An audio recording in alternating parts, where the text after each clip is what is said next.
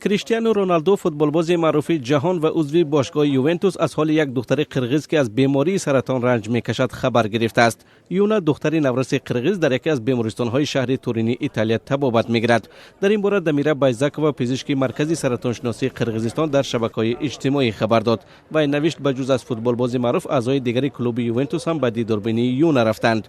بایزاکووا میگوید یونا از سرطان استخوان رنج میکشد. خوشبختانه روزهای سخت پس سر شد و حالا او کیمیا درمانی میگیرد.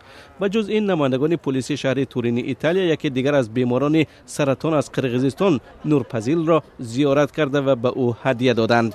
در همین حال کریستیانو رونالدو روز 16 ینور در عربستان سعودی بود و برای دستش یوونتوس تورین جایزه سوپر جام ایتالیا را دسترس نمود.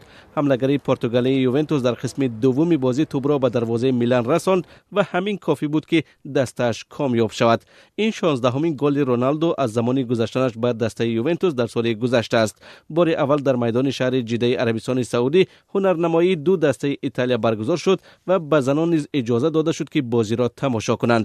برخی از مخلصان از جمله زنها میگفتند که آرزوی آنها دیدن کریستیانو رونالدو زنده یا که از نزدیک بود و به آن دست یافتند.